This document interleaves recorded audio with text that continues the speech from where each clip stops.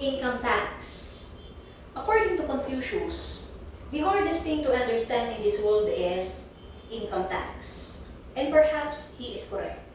Because our income tax law is very comprehensive. That you cannot understand the subsequent chapters unless you were able to go back and understand, rationalize the initial or the first chapters.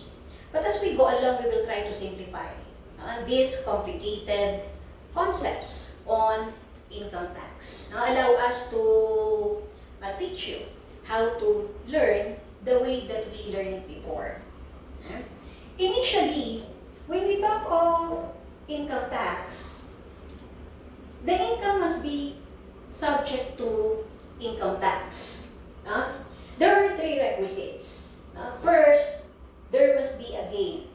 And this gain must be realized either actual or constructive. Actually, that realization of income, whether actual or constructive, meron pang isa, and that is presumptive gain. Especially in case of sale of real property held as capital asset. The capital gains tax on sale of real property held as capital asset, wherein our government recognizes what we call presumptive gain. But the gain must be realized either actual or constructive. And this gain must not be excluded by law, treaty, or constitution. Say that Pedro in 2005 bought a real property. The amount or the acquisition cost is 1 million. At present, the fair market value of that real property, if he will be selling it, is already 3 million pesos. And there is appreciation in the valuation of that real property, but he is not selling. Question: would that increment or appreciation in the value be subject to income tax? Of course, our answer is no. Why? There might be a prospective gain, but the gain is not realized.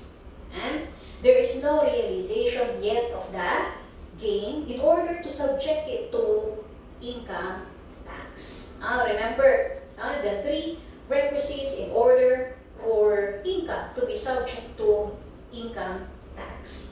And now in our preliminary lecture and discussion on the individual income taxpayers, we will assume that the given information in the problem complies with the requisites to be subject to income tax, because we will still discuss what are the exempt and exclusions from the gross income. Now, what are the classifications of income taxpayers? There are three major classifications of income taxpayers: either individual income taxpayers, corporations, or corporate income taxpayers, and estates and trusts. But the topic assigned to me is individual or classification of individual income taxpayers. How do we further classify individual income taxpayers? May be classified either as a resident citizen, non-resident citizen, resident alien, non-resident alien engaged in trade or business, or non-resident alien not engaged in trade or business. Ma'am, why is it important for us to know the classification? What is the importance? There are taxpayers tax only on sources within, and there are taxpayers tax on all sources. And the manner that we tax, especially so, the tax base and the tax rate, that would entail the distinctions or classifications for our taxpayers. Now, who is a resident citizen? We just adopt the provision of the Constitution, particularly Section 1, Article 3, Article 4. Section 1, Article 4 of the Philippine Constitution on who are Filipino citizens. Now, a Filipino citizen is a person born of Filipino mother or father, or those born before January 17, 1973, and who opted Filipino citizenship upon reaching the age of majority, and those who are naturalized Filipino citizens, considered as Filipino citizen. Now, for foreigners, we call foreigners as alien. Those who are not Filipino citizens are aliens. We have resident alien and non-resident alien. Now, who is a resident citizen? A resident citizen is a Filipino citizen residing or living in the Philippines. As simple as that. And notably, a resident citizen is taxed on all sources. Sources within, that means in the Philippines, and without. All sources, pangkalahatan. Here in the Philippines, and sources from outside the country, from foreign countries or abroad, subject to Philippine income tax, if your classification is a resident citizen. Now, how about a non-resident citizen? Under Section 22E of the NIRC, my code for non-resident citizen is ELWA. E-L-W-A. You try to look at your notes class in the textbook. But ELWA establishes to the satisfaction of the Commissioner of Internal Revenue the fact of his physical presence abroad with definite intention to reside therein. That means a Filipino citizen whose physical presence is abroad with definite intention to reside therein. Obviously, non-resident because he's a Filipino citizen not living here in the Philippines. It is logical. Now, E. Leaves the Philippines during the taxable year to reside abroad, either as an immigrant or for employment on a more or less permanent basis. Leaves the Philippines. That is why non-resident. W. Works and derives income from abroad, and whose work thereat requires him to be physically present most of the time abroad during the taxable year. It somehow resembles L. And L-WA, letter A. Previously a non-resident citizen who arrives in the Philippines during the taxable year to reside permanently in the country will be considered as a non-resident citizen with respect to his income until the date of arrival in the Philippines. Until the date of arrival in the Philippines. Now, in the exercises, we will have problems illustrating.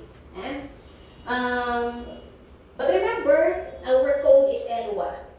ELWA establishes to the satisfaction of the Commissioner of Internal Revenue the fact of his physical presence abroad with definite intention to reside therein. And leaves the Philippines during the taxable year either as an immigrant or for employment on a more or less permanent basis, works and derives income from abroad, and whose work thereat requires him to be physically present most of the time during the taxable year. And previously a non-resident citizen who arrives in the Philippines during the taxable year to reside permanently in the country and will be considered as a non-resident citizen on his income until the date of arrival in the Philippines. Now, how do we consider the overseas Filipino workers? The overseas Filipino workers or the overseas contract workers, since the revenue regulation provides for more stringent rules that our OFWs their employment must pass the POEA. It must be processed. There must be an OEC, Overseas Employment Certificate. Obviously, because the labor code provides or prohibits a direct hiring of foreign employers. There is a ban for direct hiring of foreign employers. And our Filipino workers who will be working abroad should pass the POEA. Even the seafarers, they must have seafarers registration. Yung kanilang seaman's book ba? Seaman's book. And it must be duly approved by the Marina. That means it must pass our government agencies for them to be considered as OCW. Hindi lang OFW, OCW, Overseas Contract Worker. And in order to be classified as a non-resident citizen. Because a non-resident citizen, to be distinguished from that of a resident citizen, is taxed only from sources within and not from without. They say that his compensation for the services rendered in his principal employer abroad. Now, that is not subject to Philippine income tax because the test of Citus considered as without. That is source without. The non-resident citizen is only taxed on sources within the Philippines. But if he has properties deriving income here in the Philippines, say rental income, the properties here in the Philippines, that will be subject to Philippine income tax. That is why it is very important for us to determine whether the taxpayer is a resident citizen or a non-resident citizen. How about a resident alien? Resident alien. To be distinguished from that of a non-resident alien. Now, the word resident, when we say resident, you are an inhabitant of the place. That means you are living. And your stay is not merely a transient or sojourner. And if you will be staying for a specific purpose, it requires your extended stay, and with no definite intention as to the length of stay. What is important is the length of the stay. For a foreigner to be considered as a resident alien. Notably, a resident alien, similar to that of a non-resident citizen, is taxed only on sources within and not from without. Now, in a case that the foreigner whose stay is mere temporary here in the Philippines, we can classify that foreigner as a non-resident alien, either engaged in trade or business or not engaged in trade or business in the Philippines. Now, what makes engaged different from not engaged? The period of time. If the alien or the foreigner have stayed in the Philippines for more than 180 days, considered as engaged in trade or business. A foreigner who have stayed in the Philippines for more than 180 days, considered as engaged in trade or business. Subject to tax only from sources within, but not from sources without. Now, a foreigner or alien who have stayed in the Philippines for 180 days or less. That means not more than 180 days. 180 days or less will be considered as a non-resident alien not engaged in trade or business, subject to tax only from sources within the Philippines and not from without. Now, in the readings, perhaps you will ask me, Ma'am, I encountered yung 183 days or more. I forgot to mention, in case of a non-resident citizen, if the Filipino citizen staying abroad for an aggregate period of, for the taxable year, aggregate period of 183 days or more, can be considered as a non-resident citizen. But 183 days or more for non-resident citizen. More than 180 days, in case of a non-resident alien engaged in trade or business, if it is not more than 180 days stay here in the Philippines, considered as a non-resident alien not engaged in trade or business. Ma'am, the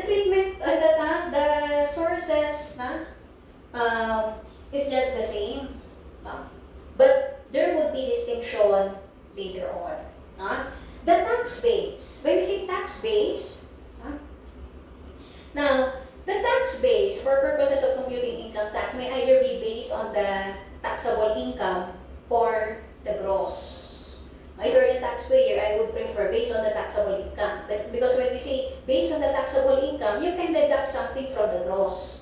Gross income less allowable deductions equals taxable income. In accounting, kumbaga, the taxable income is net income based on the net. That is taxable income.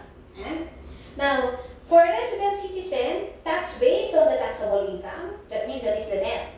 Gross income less allowable deductions. A non-resident citizen is taxed also based on the taxable income. A resident alien is taxed based on taxable income. A non-resident alien engaged in trade or business is taxed based on the taxable income, but a non-resident alien not engaged in trade or business is taxed based on the gross income.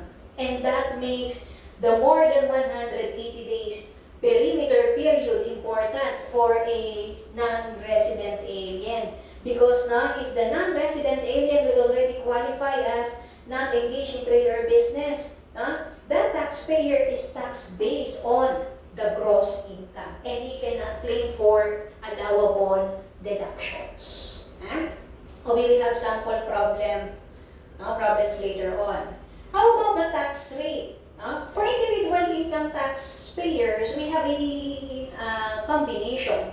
Now, for the tax rates, we will follow the amendatory provision of RA 10963, the present law, the scheduler rate for resident citizen, non-resident citizen, resident alien, non-resident alien engaged in trade or business. We will be following the scheduler rates, 20% to 35%. Now, prior to 20%, meron niyang exempt. Later on, I will teach you how to compute for income tax. But we will be following the tax table, and this is what? Progressive tax rates. As the tax base increases, the tax rate also increases. While a non-resident alien not engaged in trade or business is taxed based on gross income, and the tax rate 25% proportional, a form of a final withholding tax, which is a final and full settlement of the tax liability, and we have what we call a withholding agent. And later we will also elaborate on that further. But you just take note, a resident citizen, for purposes of individual income taxpayers, tax on all sources, and the rest tax only on sources within. A resident citizen until a non-resident alien engaged in trade or business, tax based on the taxable income, except for a non-resident alien not engaged in trade or business, tax only based on the gross income. And subject to the scheduler rate. But for a non-resident alien not engaged, it's a 25%, a form of a final withholding tax. Now, let us have illustrations, and now let us identify the classification of the taxpayer. Now, Senator Manny Pacquiao derives income from his business interests, investments and properties in the Philippines and abroad, aside from his compensation income as an elective official. Senator Manny Pacquiao. Now, classify the taxpayer. How do we classify Senator Manny Pacquiao? Obviously, he is a Filipino citizen because it is a requirement for his running as a senator. Filipino citizen. Resident? Yes, resident. How do we classify Senator Manny Pacquiao? A resident citizen. Resident citizen. Now, letter B. Mang Pablo is a seafarer who was contracted by Magsaysay Maritime Corporation on behalf of its principal on board the vessel Cyprus 2, earning basic monthly salary of $2,500 US. How do we classify Mang Pablo? As a seafarer, let us just assume compliance with the requisites for in Revenue Regulations 1-2011, that his employment contract with Magsaysay, on board the principal and the vessel, abroad, international maritime class, duly approved by the POE. And therefore, his classification is Filipino citizen but non-resident. For OFWs, our OCWs, non-resident citizen. Tax only on sources within the Philippines, and not from without. Letter C. Daniel is a U.S. citizen assigned by Microsoft Corporation in the Philippines to serve as consultant of its affiliates in the development of its software products whose engagement requires his indefinite stay. For a purpose as a consultant, but he is with no definite intention as to his stay, and it would require extended stay, indefinite. He derives income on his consultancy services. How do we classify the taxpayer? Resident or non-resident? We have a resident alien. Letter D. The famous Korean pop star BTS went to the Philippines in 2019 for a 2-night concert, earning their talent fees from the sponsor Viva Records. Stayed only for, say, 3 days. Just to cope up with the 2-night concert. Now, obviously, non-resident alien. Engaged or not engaged? Stays in the Philippines for more than 180 days. Engaged in trade or business.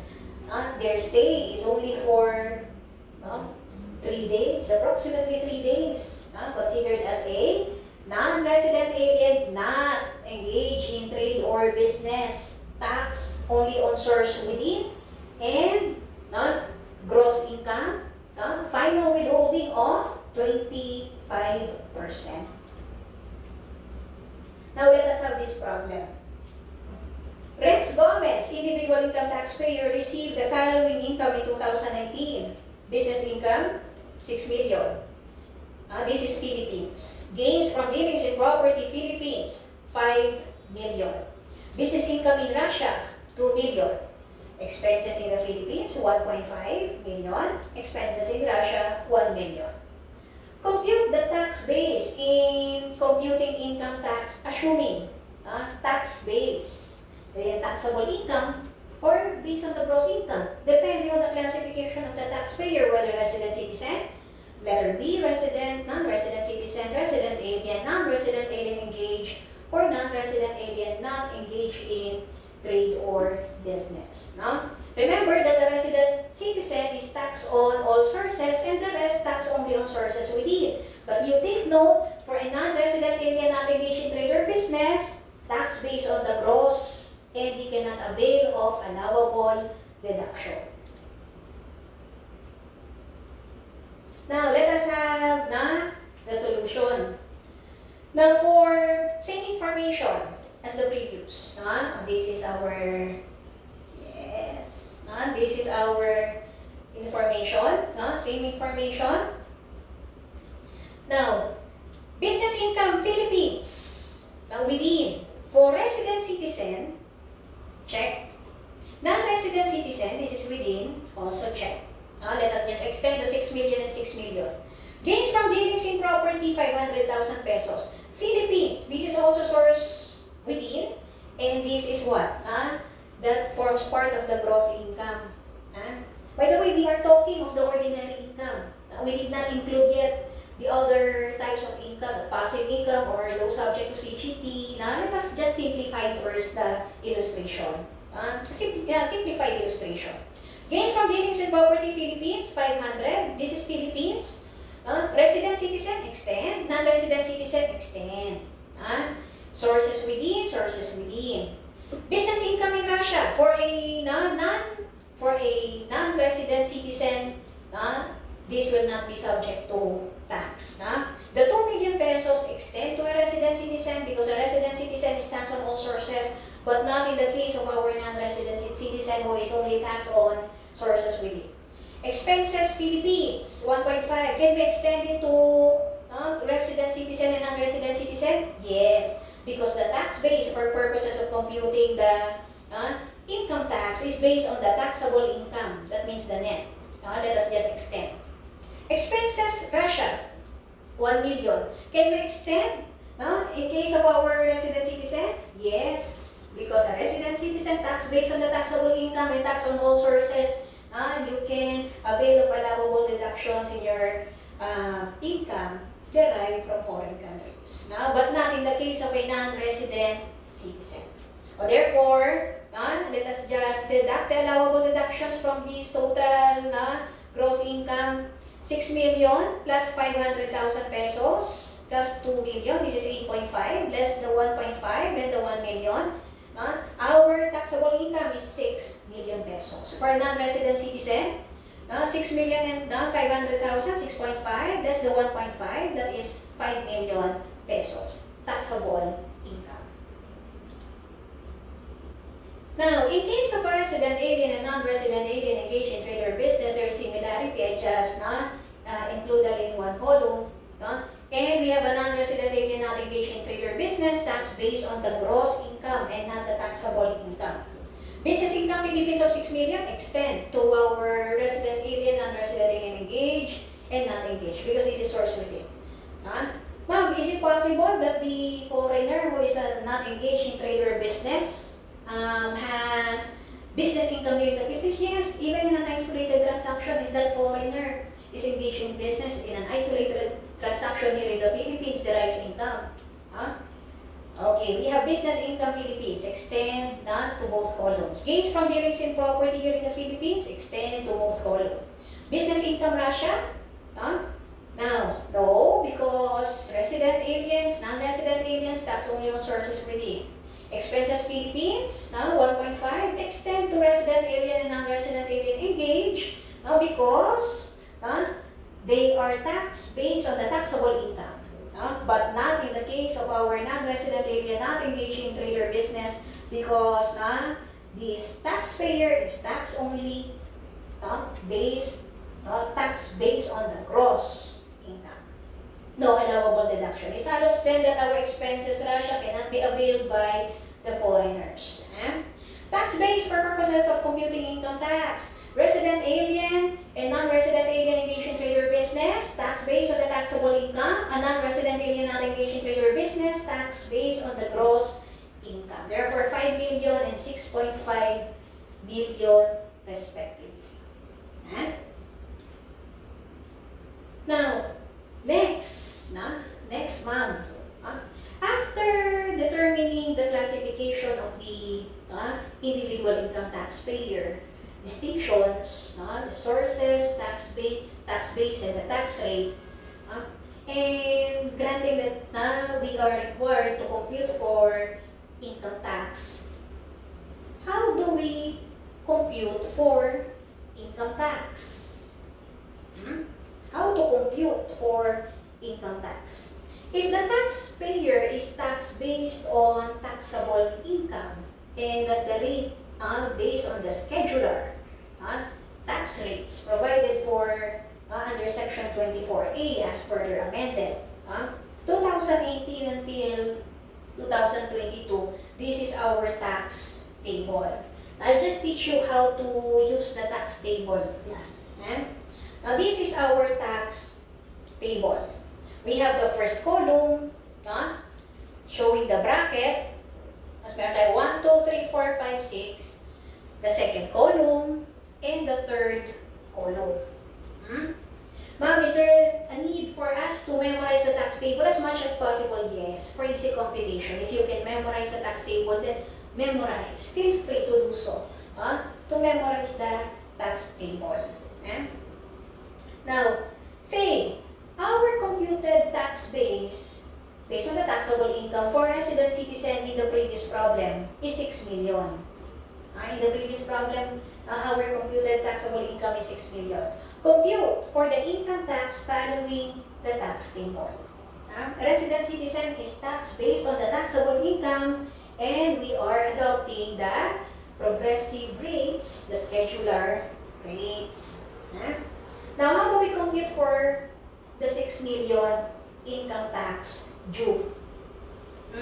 See to it that in your calculator, the 6 million is entered. Nandun siya sa calculator mo, 6 million. Then, determine the bracket. 6 million is within the bracket of over 2 million. This is over 2 million, but not over 8 million. Now, that is your first step. Second step, from right to left. Plus, from right to left. Naka-enter sa calculator mo, 6 million. Then, determine the bracket where that 6 million belongs. Over 2M, but not over 8M. Now, tatandaan, minus, multiply, and plus. Wala na tayong memory in, memory plus, wala nang ganon. Tuloy-tuloy lang sa calculator. In your calculator, naka-enter yung taxable income. And determine the bracket. From right to left. Minus. Minus the base amount. From right to left class. Look at your monitor. Look at your screen. From right to left.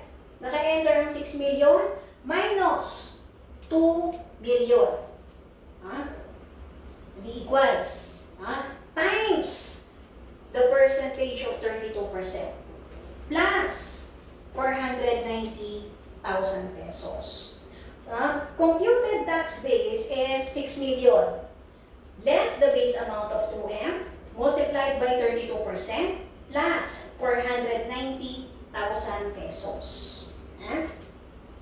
Yung class na in your calculator, naka-enter yung taxable income, tax base, less the base amount of 2 million multiplied by 32% plus the 490,000 pesos. This 490,000 pesos coincides with our income tax for the 2 million.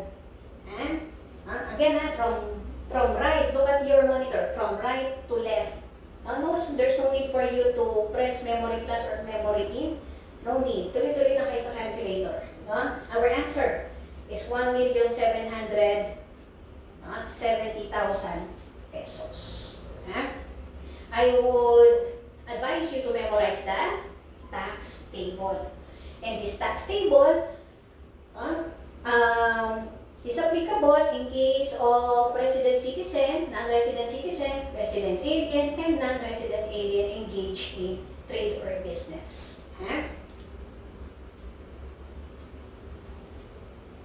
Okay, now let us compute. Our resident citizen, we have a taxable income of 6 million. Less the 2 million from right to left, 2 million multiplied by 32% plus the 490,000 pesos.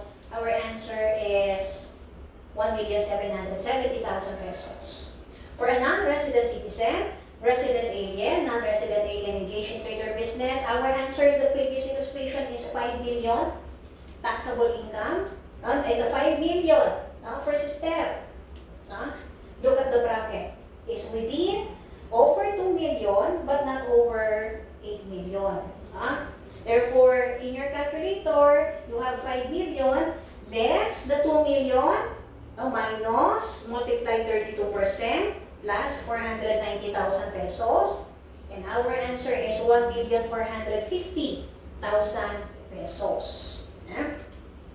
Now, for a non-resident alien not engaged in trade or business, we will not apply the tax table. Because a non-resident alien not engaged in trade or business is taxed based on the gross income and at the rate of 25%, a form of final withholding tax. That is why we have 6.5. This is our tax base based on the gross income multiplied by 25%, final and full settlement of the tax liability. In case of the BTS, saying Viva Records ang withholding agent. And our answer is 1,625,000 pesos. Okay, you just take note on how to compute for the income tax due. If there would be available tax credits, income tax due less the tax credits